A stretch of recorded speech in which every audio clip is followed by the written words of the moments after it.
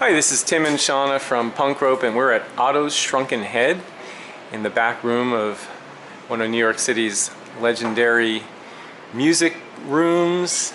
It's a tiki bar, but we're going to jump rope. And our topic today is that singles and doubles should look essentially identical. So Shana's going to hit a few singles, and just at her, her normal pace. Now bear in mind she's on a stage, on a mat, so, and you'll notice that she's got a very light bounce going, and the wrist is doing almost all the work.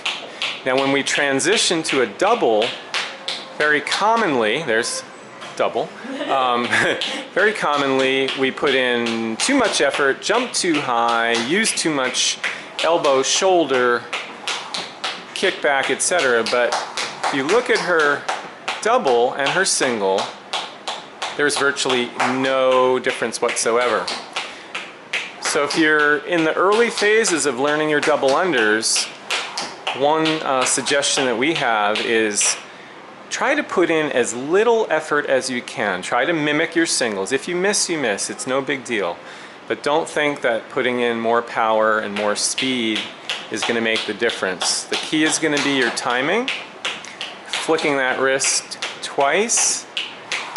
Remember, the turn is first, the jump is second, the elbows are in tight, and everything else that you see in your singles is going to be what you shoot for in your doubles.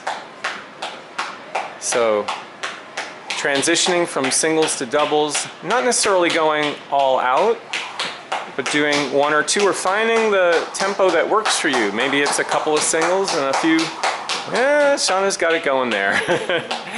Anyway, single, double, the same thing, guys. Thanks for joining us. We'll see you again soon.